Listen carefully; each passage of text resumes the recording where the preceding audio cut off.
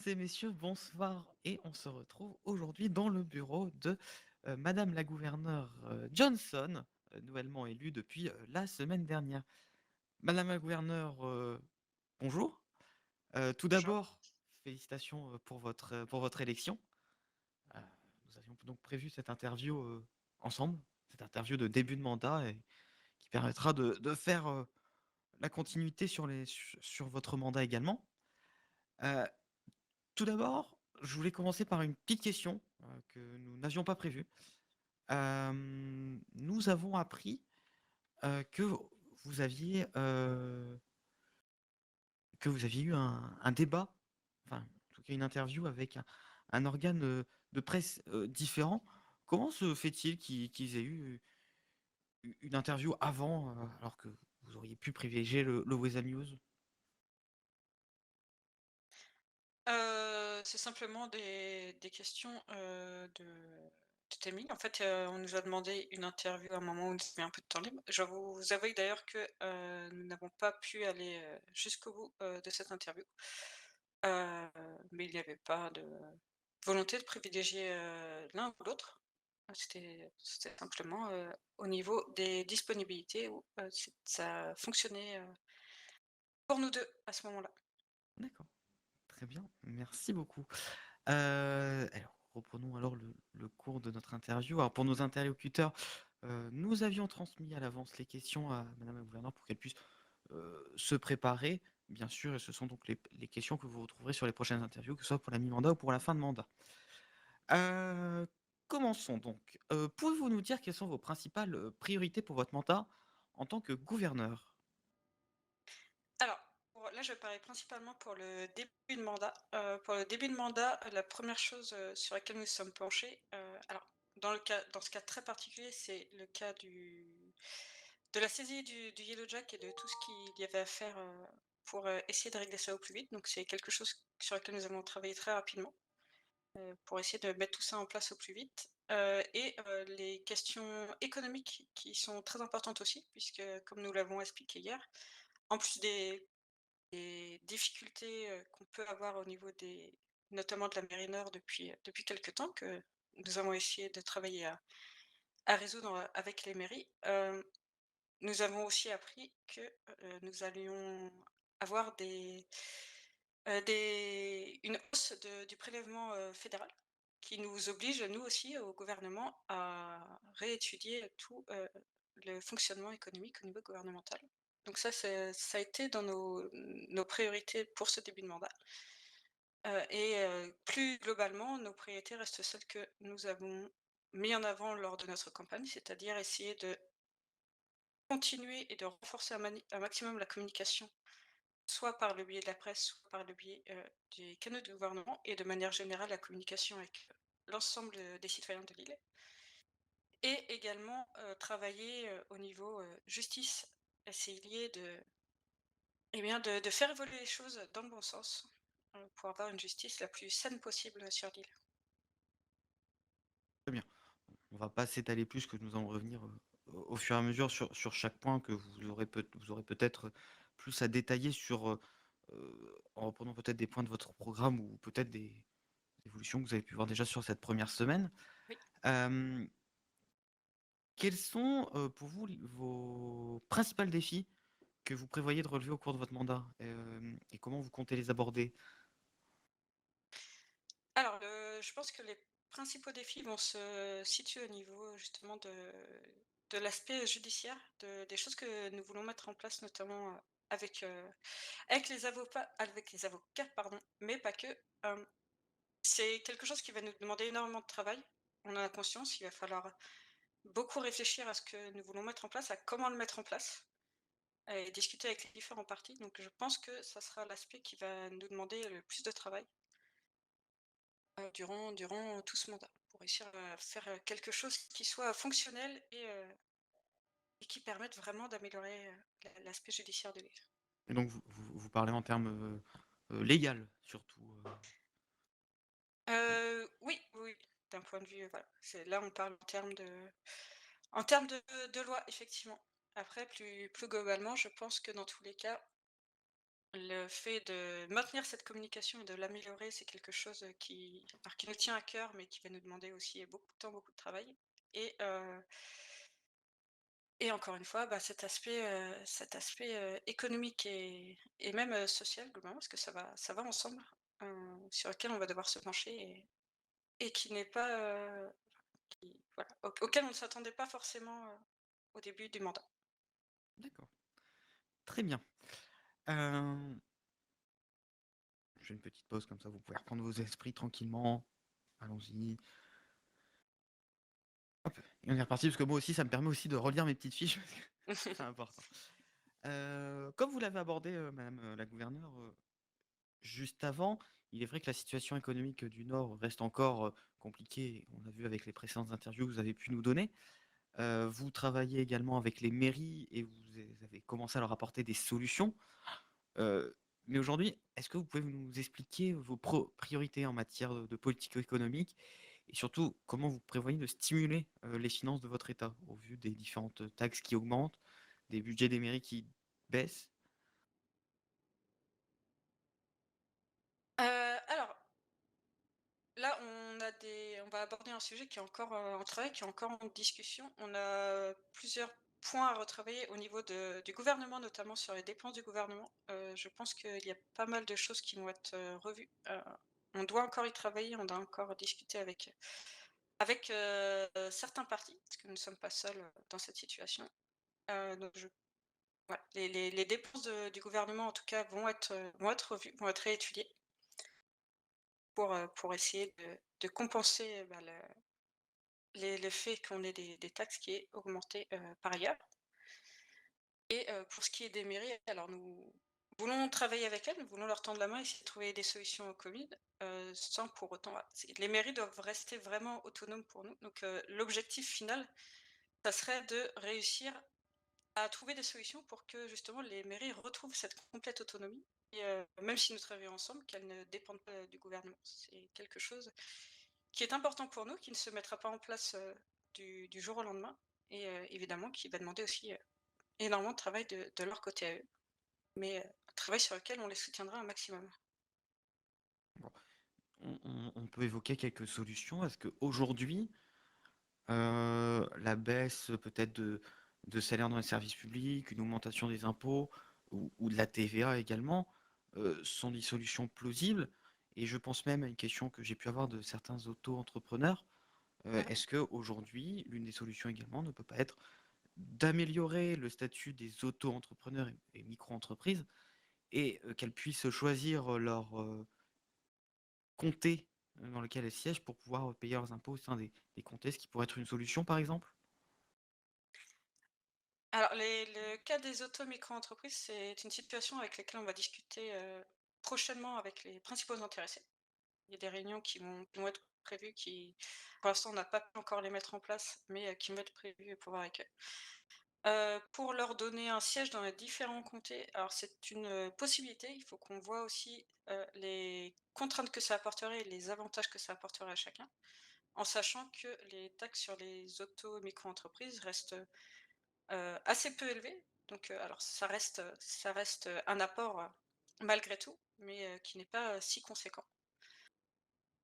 Et en termes de effectivement, quand je vous disais que nous allons revoir nos dépenses au sein du gouvernement, les notions de salaire et les potentiellement les contrats avec certaines entreprises vont être révisés. Mais encore une fois, c'est un sujet sur lequel on a commencé à se pencher, mais il faut encore qu'on y travaille, donc je ne peux pas vous donner là concrètement, les solutions qui vont être, mises en œuvre, mais ça fait partie des pistes de réflexion effectivement.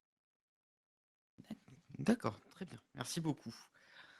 Nous allons désormais aborder l'état de nos services hospitaliers. En effet, vous l'avez peut-être remarqué, vous êtes peut-être eu une discussion avec eux, je crois, ces derniers jours, en tout Mmh. cas avec l'affaire que monsieur le maire Balthazar a, a remué. On voit quand même que l'état de nos services hospitaliers sont de plus en plus préoccupants. On nous parle de plus en plus de fermeture, de stress, de fatigue. Nous avons encore rencontré il y a quelques jours certains médecins, voire les directions des hôpitaux qui nous évoquent quand même une situation quand même, je ne vais pas dire catastrophique, mais en tout cas vraiment préoccupante. Est-ce qu'aujourd'hui, bien que on n'ait pas entendu beaucoup au sein de la campagne électorale, que ce soit au niveau des gouvernementales ou au niveau municipal, euh, comment envisagez-vous de gérer la santé publique dans l'État et améliorer aussi le travail des médecins? Alors, tout d'abord, il faut considérer aussi que, la situation était complexe ces dernières semaines, mais là, elle tend à s'améliorer. On a eu beaucoup de recrutements, des médecins qui sont toujours en formation, mais qui vont permettre d'augmenter les effectifs et de simplifier, voilà, d'améliorer le que ça soit à la fois le travail des médecins ou, l'accès aux soins, de l'ensemble des citoyens. Donc ça, c'est un point important et qui leur revient, totalement. Nous, de notre côté, on va maintenir, déjà tout cet aspect, communication, tout cet aspect prévention qui est très important, pour, aussi réduire, la charge des médecins et réduire les risques pour chacun. Et actuellement, nous travaillons voilà, après avoir eu ces discussions avec les médecins, nous travaillons sur, plusieurs projets de loi qui vont être mis en avant, qui vont permettre de simplifier, le travail des médecins, de leur alléger, une partie, de charge aussi, et d'améliorer l'accès, à la population à certains aspects de santé, notamment un sujet sur lequel, on va travailler, donc avec lesquels on va rentrer en discussion bientôt avec, les médecins, c'est, le fait de notamment mettre en place, un métier de psychologue, libéral qui permettra d'avoir des psychologues extérieurs aux hôpitaux et non seulement qui allégera, la charge de certains médecins, mais qui permettra aussi à chacun d'avoir accès à ce suivi psychologique qui est malheureusement aujourd'hui, parfois assez compliqué parce que, on a des médecins, bah, qui sont des médecins généralistes et forcément en cas d'urgence vitale, qui doivent prioriser, ces urgences vitales. Donc c'est un des sujets qu'on va aborder, sur lesquels on va travailler et qu'on aimerait mettre en place lors de notre mandat. D'accord, bon, on va pas s'éterniser sur ce sujet, je pense pas que le projet soit encore, je pense que c'est un projet qui est encore au stade de projet justement, Oui, et je ne pense pas que ce soit le but de cette interview, en tout cas de d'aller profondément dans ce sujet-là. En tout cas, on sent que les situations sont là, nous on vous le dit, les médecins attendent beaucoup, euh, oui. beaucoup et vraiment de la réaction et de la, comment dire, la prise en compte politique. Mais une autre question, moi, me taraude. Mmh. On vient de parler des services de santé. Les services de santé aussi a un aspect dire, écologique, environnemental pour la santé de nos citoyens. Aujourd'hui, on l'avait vu également, que ce soit dans les campagnes municipales ou gouvernementales, la question environnementale n'a pas du tout été abordée par aucun des candidats. Euh, Pourtant, elle fait partie de la santé de tous. On peut notamment parler euh, de la mairie qui émet des affichages sur la présence d'hydrocarbures dans les eaux, etc. Euh, Est-ce qu'aujourd'hui, vous avez une stratégie pour travailler pour l'environnement de l'État ou ça reste quelque chose de secondaire pour le moment? Alors les questions environnementales, Sandra, c'est vrai qu'elles sont assez, complexes à aborder. Heu, Ce qu'on projette de faire dans un alors, pour l'instant, on n'a pas de choses concrètes, de projets concrets à mettre en place. Ce qu'on compte, faire et on en avait parlé avec, notamment avec la direction de Human Labs, durant la campagne, c'est on va revenir vers eux et essayer de voir, si ça peut être intéressant potentiellement justement d'améliorer le suivi, les analyses, qui sont faites sur l'ensemble de l'île, heu, au niveau, heu, au niveau environnemental. Travailler également sur la prévention, un peu de la même façon que ce qui est fait pour, les médecins, donc essayer de faire davantage de prévention sur tous les aspects, environnementaux. Et après ça va être des sujets, voilà, qui vont, pour l'instant sur lesquels effectivement on ne s'est pas encore assez penché et qui vont être, voilà, sur lesquels on va se pencher là durant, les prochaines semaines, pour essayer de voir si, ce que nous pouvons mettre en place pour essayer d'améliorer, en tout cas de préserver un maximum, l'île dans son ensemble. Je vais me permettre de vous couper, mais avec Oui, vous parlez beaucoup depuis le début de l'interview que vous allez travailler, etc. oui, N'avez-vous pas peur qu'être seulement deux au gouvernement, et c'est une question que se sont posées certains de citoyens avec lesquels nous avons pu discuter, oui. que deux soit Alors trop nous peu et n'allons vous finissiez oui. débordé, submergé par le travail à réaliser? Alors nous n'allons pas rester, que 2, je vous rassure, D'accord, d'accord, très bien. nous allons recruter, et bah, très prochainement justement, pour augmenter les effectifs. Effectivement, on ne peut pas tout faire à 2, ça c'est certain, que ce soit dans la gestion, quotidienne en fait du gouvernement ou que ce soit dans la mise en place, de ces projets, de différentes lois et cetera. Et effectivement, on a bien conscience qu'on ne va pas pouvoir tout faire à 2. Mais oui, pour vous rassurer, il y a des recrutements qui vont être faits très, très, très prochainement. D'accord, bon, eh bah, c'est rassurant alors. Nous allons changer, de sujet tout autre. Aujourd'hui, vous le savez, la sécurité publique est un sujet essentiel, voire prioritaire pour beaucoup de citoyens en tout cas. Je ne vais pas me permettre, de dire pour tous, mais en tout cas une grande majorité. Heu, Aujourd'hui, comment vous prévoyez de maintenir et d'améliorer la sécurité dans l'État aujourd'hui?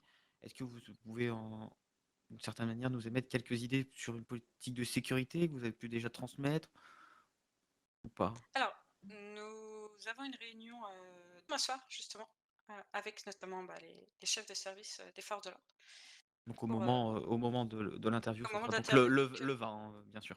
C'est ça, mercredi 20, au soir, pour discuter, de la politique de sécurité et la mettre en place. Nous, on alors une des choses qui est importante pour nous, c'est aussi de ramener une confiance en la police et de ramener un vrai contact entre la police et la population.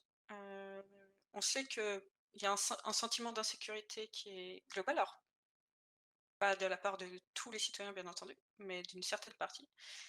Et on va essayer d'enrayer, ce souci-là. Sur les questions un peu plus,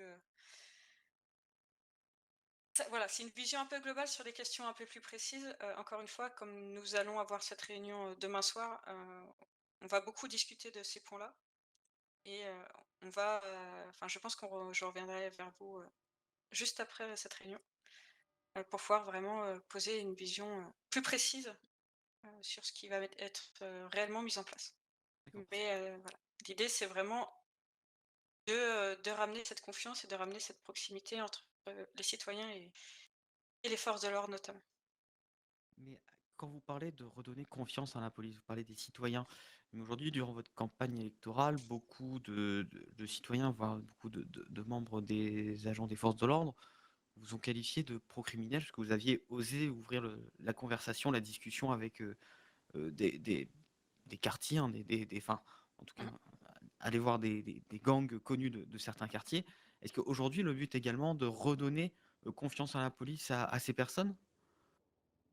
Dans un sens, oui. Je pense que alors c'est notre pensée, générale. La discussion, c'est quelque chose qui est au centre de notre société. C'est quelque chose qui est vraiment essentiel et également la discussion dans ce sens-là. Je pense que c'est quelque chose qui manque aujourd'hui, qu'il faut remettre en place. On ne peut pas tout régler par la discussion, mais en tout cas, on peut peut-être, essayer d'alléger certaines tensions et oui, de revenir, à plus de respect, entre les forces de l'ordre, et ces groupes-là. En tout cas, on espère réussir à mettre ça en place pour ramener de la sécurité dans l'ensemble de l'État. Merci pour cette, réponse. Nous allons également, alors je ne vais pas dire changer en tout cas de sujet, mais, on a pu voir, peut-être sur d'autres mandats, peut-être une communication qui était un peu plus compliquée entre les services publics, et les mairies avec le gouvernement. Est-ce que aujourd'hui vous envisagez de favoriser cette collaboration entre, les services publics, les mairies, votre administration, et surtout comment? Alors la première chose, c'est que alors on a fait une première réunion avec les mairies, pardon, ce lundi. Ça, c'est des choses qu'on veut essayer de mettre en place assez régulièrement, avoir des réunions assez régulières, peut-être hebdomadaires, pour pouvoir, bah, se voir, tous ensemble et pouvoir, réfléchir ensemble et discuter ensemble des différentes situations qui concernent l'État et pas forcément les compter individuellement. On va aussi, on veut essayer aussi un maximum de préserver cette communication entre les mairies et le gouvernement avec, des contacts et des remontées régulières de leur part, en fait. Par téléphone ou si ce n'est pas possible, par le biais des canaux, internet que nous avons. Donc l'idée, c'est vraiment continuer à travailler un maximum ensemble, d'essayer de se voir assez régulièrement, réellement pour pouvoir discuter, pleinement, correctement. Et pour ce qui est du des services, enfin des services publics, pardon, avec leur mairie, ça fait partie, des choses qui vont être notamment dans les politiques, de santé et de sécurité et qui doivent être maintenues et doivent être, appuyées. C'est ce côté, où, il faut garder un maximum de communication entre les services publics et leurs, mairies référentes, heu, en essayant d'avoir un maximum de remontées de la part des chefs de service qui nous seront ensuite transmises par les mairies à nous également. Donc l'idée, si je résume, c'est améliorer donc cette communication entre chaque service et chaque administration, un petit peu. C'est ça, c'est de conserver, cette chaîne et cette communication, alors, pas forcément quotidienne, mais en tout cas le plus souvent possible et nous-mêmes, encore une fois, avoir des réunions régulières où on puisse se réunir et parler réellement, parler de vive voix, c'est important aussi pour aborder Justement, tous les sujets. Mmh. justement, vous me faites ma transition. On a pu le voir, un mouvement commence à s'accélérer sur la communication, que ce soit des administrations ou des services, avec l'organisation désormais de conférences de presse, d'allocutions, de droits de réponse, etc. On sent de plus en plus que la presse est intégrée et prise en compte, devrais-je dire, dans la communication de chaque service.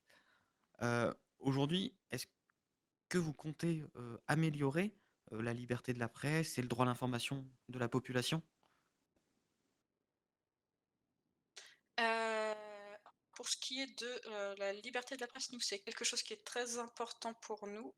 Heu, aujourd'hui, on en a discuté un petit peu et on va en reparler, je pense, ensemble.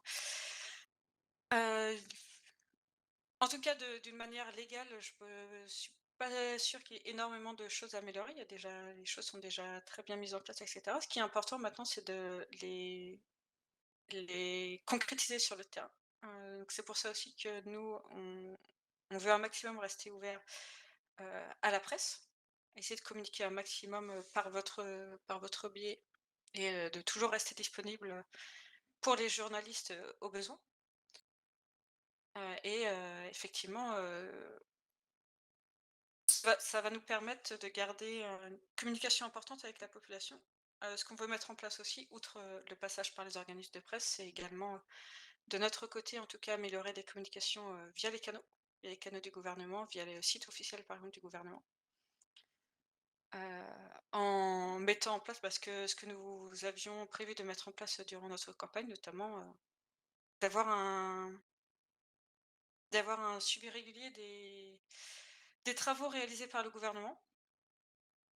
Donc ça, on va essayer de mettre ça en place assez rapidement, et d'avoir, également, ce que nous avons prévu, donc une espèce de boîte à questions qui permettra à chacun, de faire ses remontées directement auprès du gouvernement et questions auxquelles nous répondrons, publiquement. Donc que ça soit par le biais des canaux, que ce soit peut-être aussi, par le biais, comme vous l'avez dit, de conférences de presse, directement. Donc ça, c'est le moyen précis dont ça va être mis en place, on s'appuiera dessus, quand le sujet voilà. Excusez-moi, Pas de j'ai un souci, pas de problème. souci. Je commence un peu à fatiguer. Oui, la façon précise, dont on va mettre en place tout ça, c'est encore à voir et c'est à voir notamment avec les organismes de presse et avec, le Weasel News, pour tout ce qui est, conférences filmées, par exemple. Eh bien, très bien. Bah, vous avez répondu en très grande majorité à la dernière question. Alors, je ne vais pas vous l'imposer la dernière, qui était de savoir comment comptez-vous maintenir la transparence et que la population puisse suivre les progrès de votre gouvernement. Vous y avez Mmh. répondu. Si vous avez un dernier mot, je vous laisserai la parole juste après. Mais en tout cas, je tiens à vous remercier de vous être prêt à l'exercice. C'est pas un exercice facile. On se retrouvera pour l'interview de mi-mandat pour faire le point sur la moitié de votre mandat, hein, comme son nom l'indique. Oui, oui, oui. Il ne me restera plus qu'à vous souhaiter bon courage pour les prochaines semaines. Et je pense qu'on se reverra de toute manière. Oui, bien sûr. Ouais, merci à vous. Et merci à tous et à bientôt sur VC News.